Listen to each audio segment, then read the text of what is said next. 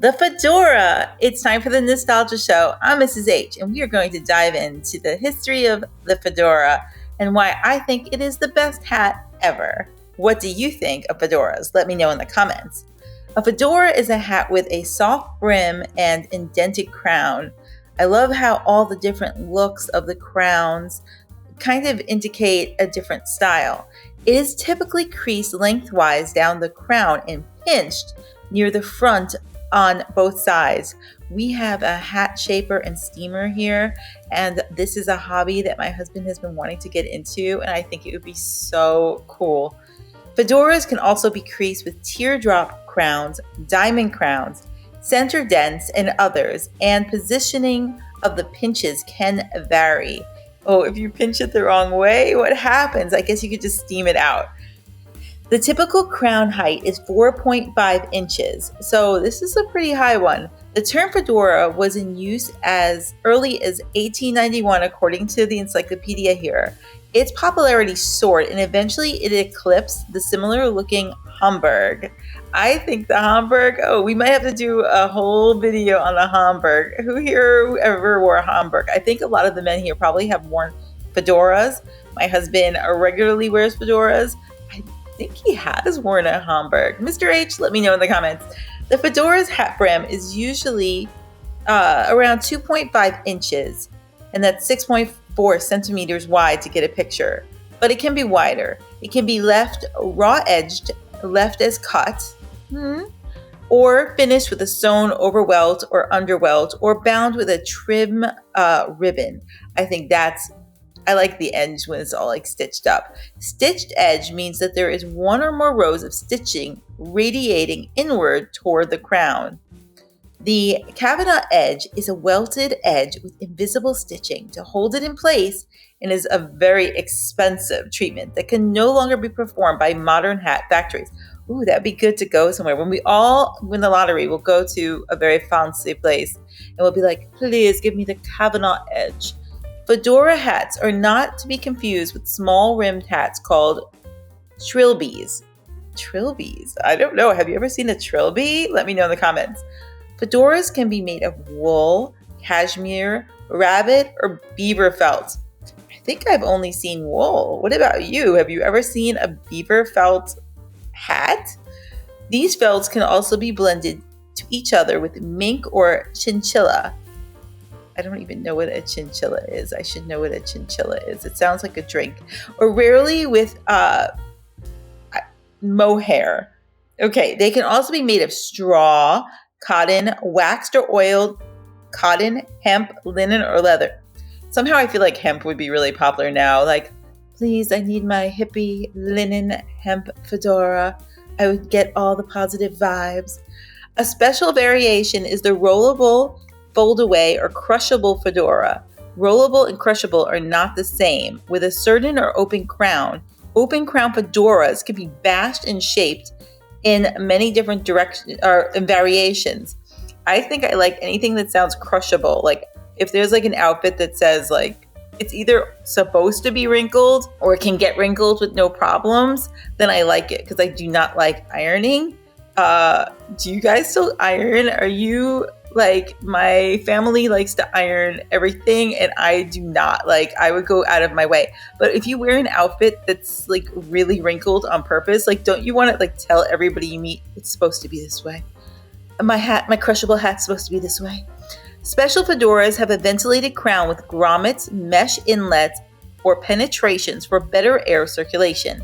Fedoras can be lined or unlined and have a leather or cloth ribbon sweatband. I think the leather would be nice. Small feathers are sometimes added as decoration.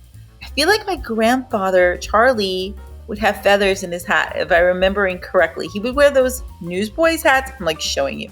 But the feathers were so nice. I mean, also women used to wear hats with feathers. I don't feel like I could get away with wearing a hat with feather today without everyone staring at me. Maybe we should do it for YouTube though. So I'll have the feather in my hat look for posh superstardom. Fedoras can be equipped with a chin strap, but it's uncommon. Okay, the history. The term fedora was in use as early as 1891, and its popularity soared. Eventually, it eclipsed the Hamburg, as we mentioned. The word fedora comes from the title of an 1882 play by dramatist Victorien Sardou. Fedora was written by Sarah Bernhardt. The play was first performed in the United States in 1889. Bernhardt played Princess Fedora Romanov, the heroine of the play. The hat was fashionable for women, and the women's rights movement adopted it as a symbol. After Edward, Prince of Wales, later the Duke of Windsor, started to wear them in 1924, it became popular among men for its stylish and its ability to protect the wearer's head from wind and weather. Since the early part of the 20th century, many Haredi and Orthodox Jews, have made black fedoras normal to their daily wear. I love it! During the early 20th century, a hat was a staple of men's fashion and would be worn in almost all public places. However, as a social custom and common courtesy, men would remove their hats when at home or engaged in conversation with women. So in addition, the ability to own a hat was culturally considered a sign of wealth, due to fashion being recognized as a status symbol. Only those with few economic resources would venture out without a hat. I always think of Lucille Ball and how she wanted a hat in one of the shows and she couldn't afford like a really fancy Parisian hat. And I think she wore a horse feeder on her head. Do not think I have not come up with this idea myself and tried to figure out a way to pull this off. The introduction of a new line of felt hats made from nutria, an animal similar to the beaver, helped establish the fedora as a durable product. What is a nutria? Like, can you get one at the pet store? I don't think so. Prices in the first decade of the 20th century for nutria fedora range from 98 cents to $2.25.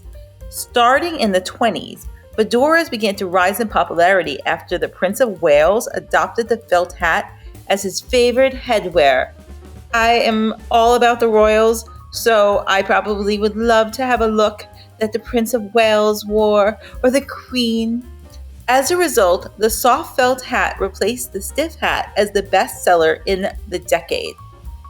The fedora soon took its place as a choice hat and joined other popular styles that included the derby and the Hamburg. Now, according to the encyclopedia, in America during the 40s, the brims of fedoras started to increase in width, while the British maintained a slightly smaller brim size. Oh, we always want, everything's like Texas. Everything has to be bigger and better here in America. You know, I don't know, the Brits look pretty classy. The colors of fedoras traditionally included black, brown, and gray. However, this palette would grow as the onset of the Second World War to include military-themed colors such as khaki, blue, and green. I wonder if any of you still have any of the hats like that color or would buy one like that. We have a ton of hats, as you see Miss Ellie likes to wear. One of the most prominent companies to sell fedoras was the department stores Sears, Roebuck, and Company. In addition, famous hat manufacturers, which still exist today, include Bailey, Barcelona, Barcelino, and Stetson. We went to Miami and we went to a hat store, and the hat maker there would shape everything just to the way we like it. It was a little small store, but we really got the treatment. We really got the experience. I love to wear scarves on my head, and so I got to pick out colorful scarves, and my husband and my family got to pick out hats, and it was a nice experience, a nice memory. I suggest going to an old-fashioned hat store to get that experience. In popular culture, Indiana Jones repopularized the fedora in the Indiana Jones franchise. I mean, he does come to mind. And of course, all the old detectives. I mean, when you think of the old detectives, you think the radio, the movie, the TV, you think of fedoras. Now, in the backstory of how he obtains the hat is told in the prologue of Indiana Jones and the Last Crusade, the third film series, and the character who gives him the hat is credited as Fedora. In film noir, the fedora was worn by film actors like Edward G. Robinson, George Raft, and Humphrey Bogart. I mean, I think that's one of the pictures that comes to mind. The fedora was characteristic of film noir and has been the chosen accessory of movie detectives and criminals alike. Don't trust somebody just because they have a fedora. It was worn by Bogart as Sam Spade in The Maltese Falcon in 1941 and Philip Marlowe in The Big Sleep in 1946. The popular Bogart-style fedora was worn slightly cocked, and it was pulled down just above the eye line so that the wearer peeked beneath the brim through the cigarette smoke that gathered momentarily before curling itself around the top of the hat. I think this is just awesome that we're learning about the fedora. There's so much more that we could talk about, the gangsters, the jazz, but I think we need to bring back the fedora. Women, men, I think it's time. Thank you for joining me for Hearth and Home Nostalgia, the Nostalgia Show. Please make sure that you're subscribed, and thank you for tuning in.